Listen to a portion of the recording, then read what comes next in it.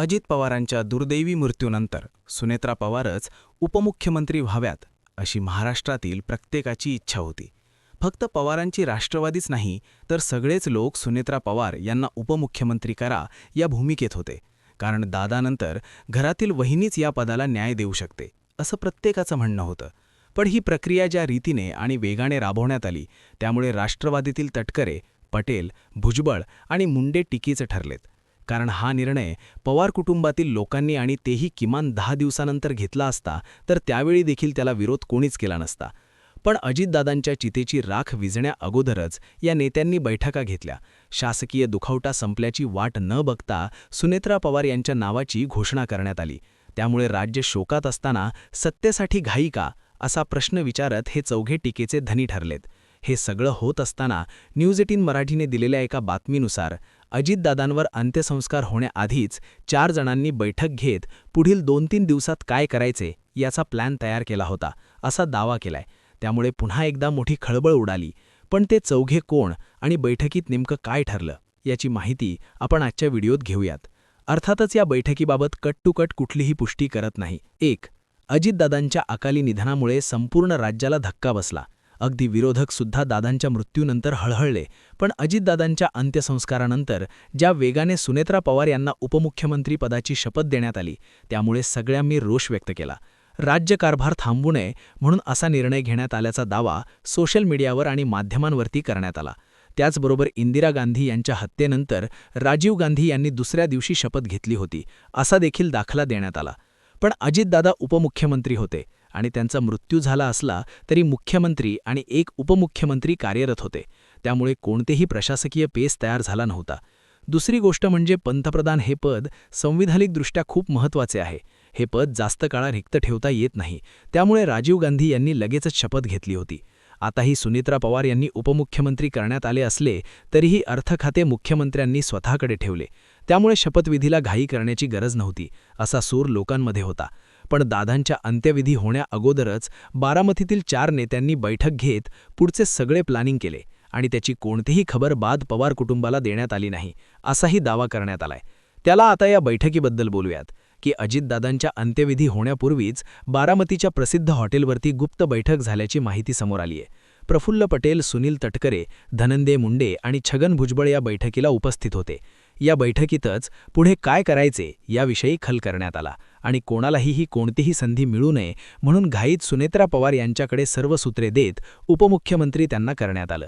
विशेष म्हणजे या बैठकीत काय घडले याची अजिबात माहिती पवार कुटुंबाला देण्यात आली नाही.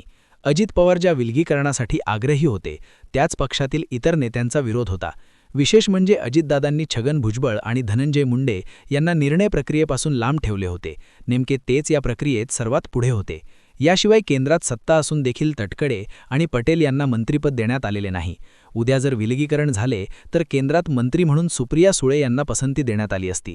त्याचबरोबर राज्यात देखील जयंत पाटील, जितेंद्र आव्हाड आणि रोहित पवार हे मंत्रिपदात हिस्सेदार झाले असते. नेमकं हेच अजित पवार गटातील छगन भुजबळ आणि प्रफुल्ल पटेल यांच्यासारख्या ज्येष्ठ नेत्यांना मान्य नव्हते. सुप्रिया सुळे यांनी अजितदादांच्या अंत्यविधीवेळी सर्व सूत्रे हाती घेणे हे या नेत्यांना खटकले होते. शरद पवारांना वेळ दिल्यास आपला गट पूर्णपणे संपून जाईल अशी भीती या नेत्यांना होती. हे जर प्रत्यक्ष घडले असते तर राज्यात मुंडे आणि केंद्रात तटकरे आणि पटेल यांचा हेरमोड झालाच असता. त्याचबरोबर राजकीय वजन देखील कमी झाले असते. पक्षाची कमान शरद पवार यांच्याकडे गेली असती. हे सर्व धोके ओळखूनच अजितदादांच्या या 4 नेत्यांनी घाईत सुनेत्रा पवार यांचा शपथविधी उरकला. एकूणच सुनेत्रा पवार यांना इतक्या लवकर तात्काळ गट नेते निवड आणि उपमुख्यमंत्री पदावर निवड हा अंतिम निर्णय एनसीबी कॉर टीमचाच असल्याचे सांगण्यात आले. पण चेहरे मात्र 4 जणांचे होते. सुनील तटकरे यांचे वक्तव्य पाहिली तर दोन्ही राष्ट्रवादी काँग्रेस पक्षाच्या एकत्रीकरणाची चर्चा मुद्दाम काहीजण घडवू पाहत असल्यानेच इतक्या घाईत सुनेत्रा पवार यांची निवड करण्याच्या हालचाली सुरू करण्यात आल्या. एकीकडे असे सांगितले जाते की मुख्यमंत्र्यांची भेट झाल्यानंतर सुनेत्रा पवार यांना माहिती देण्यात आली. पण त्याचवेळी सुनेत्रा पवार यांच्या सहमतीनेच फडणवीस यांची भेट घेत शपथविधी लवकर करण्याची भूमिका एनसीबी कॉर टीमची असल्याचे सांगण्यात आले. सुनेत्रा पवार यांना उपमुख्यमंत्री आणि राष्ट्रवादीचा राष्ट्रीय अध्यक्ष करणे ही भूमिका प्रफुल्ल पटेल, सुनील तटकरे छगन भुजबळ आणि धनंजय मुंडे यांच्याच भूमिकेतून मांडली असल्याची माहिती आहे. त्याचबरोबर सध्याच्या स्थितीत अजित पवारांनंतर राष्ट्रवादी काँग्रेस पक्ष हा सुनेत्रा पवार सांभाळण्याची शक्यता वर्तवली जाते. सुनेत्रा पवार या प्रत्येक गोष्टीत अजित पवारांसोबत राहिल्यात, त्यामुळे त्यांना राजकारणाचा आणि अजित पवारांच्या राजकारणाचा मात्र पूर्ण अनुभव आहे. शिवाय पवार घराण्यातली व्यक्ती असल्यानेच त्यांच्यातील पक्ष एकसंध ठेवण्यास मदत होईल.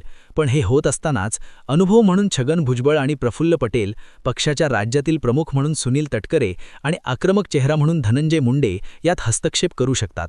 याशिवाय यामागे भाजप देखील असण्याची शक्यता आहे, कारण पुढील राजकारणासाठी भाजपलाही हा पक्ष शरद पवार यांच्या ताब्यात जाऊ नये असे वाटत आहे. त्यालाच जागूनच राष्ट्रवादी काँग्रेसचे 4 प्रमुख नेते मुख्यमंत्री देवेंद्र फडणवीस यांची भेट घेऊन सुनेत्रा पवार यांना आम्ही उपमुख्यमंत्री करणार आहोत आणि लगेच त्यांचा शपथविधी करण्याचा आहे असे सांगतात आणि फडणवीस देखील दुखावटा सुरू असताना मान्यता देतात. ही राष्ट्रवादीवर आपला होल्ड राहावा यासाठी केलेली खेळी. राजकीय वर्तुळात अशीही चर्चा आहे की शपथविधीला उशीर झाला असता तर शरद पवार आपल्या अनुभवाच्या जोरावरती विलगीकरणाची समीकरणे जुळवून आणू शकले असते. ही भीती दादा गटातील नेत्यांना होती. त्यामुळे बारामतीतील एका बैठकीत 2 दिवसात शपथविधी करण्याचा निर्णय झाला. या प्रक्रियेत पार्थ पवार यांच्याशी चर्चा झाली आणि त्यानंतरच मुख्यमंत्री देवेंद्र फडणवीस यांच्यापर्यंत हा संदेश पोहोचवण्यात आला अशी माहिती आहे. पवार कुटुंबियांनी पार्थ पवार यांना बारामतीतच थांबवले. अजित पवार यांच्या निधनानंतर सुरू असलेल्या काही कौटुंबिक विधी आणि पुढील कार्यक्रमांच्या पार्श्वभूमीवर शरद पवार यांनीच पार्थ पवार यांना मुंबईला न जाण्याचा सल्ला दिला होता. त्यानुसार पार्थ पवार बारामतीतच थांबले असल्याचे समजते. त्याचबरोबर सुनेत्रा पवार या शरद पवार किंवा कुटुंबातील इतर सदस्यांसोबत कोणतीही राजकीय चर्चा न करता मुंबईत दाखल झाल्या होत्या. त्यामुळे त्या दिवशी पार्थ पवार यांनी शरद पवार यांची घेतलेली भेट महत्त्वाची मानली जात होती.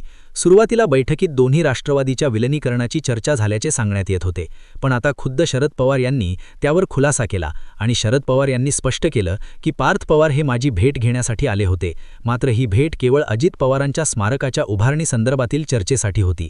या भेटीत दोन्ही राष्ट्रवादी काँग्रेस पक्षाच्या एकत्रीकरणाबाबत कोणतीही चर्चा झालेली नाही असेही त्यांनी ठामपणे सांगितले. त्यामुळे सुनेत्रा पवार, पार्थ आणि जय पवार हे शरद पवार यांच्याशी कोणताही राजकीय संवाद न ठेवण्याच्या मनस्थितीत आहेत, हेच यातून सूचित करण्यात येत आहे. सुनेत्रा पवार या पक्षाच्या अध्यक्ष होतील असे सांगितले जात असताना राष्ट्रवादी काँग्रेसचे ज्येष्ठ नेते प्रफुल्ल पटेल यांची पक्षाच्या राष्ट्रीय अध्यक्षपदी निवड झाल्याच्या बातम्या काही माध्यमांमध्ये झळकल्यानंतर राजकीय वर्तुळात मोठी चर्चा सुरू झाली होती. हे सुनेत्रा पवार यांच्यावर टाकण्यात येणाऱ्या दबाव म्हणून पाहिलं जात आहे. अजित पवारांचे वरिष्ठ भाजप नेत्यांशी संबंध होते, त्यांची पक्षातील आमदारांवरील पकड, राजकारणातील त्यांचा दबदबा यामुळे ते खाती, प्रकल्पातील निधी व धोरणात्मक निर्णयावर ठामपणे वाटाघाटी करू शकत होते. मात्र सुनेत्रा पवारांकडे वाटाघाटीचा असा कोणताही अनुभव नाही, त्यांना प्रशासकीय कामाचा अनुभव नाही.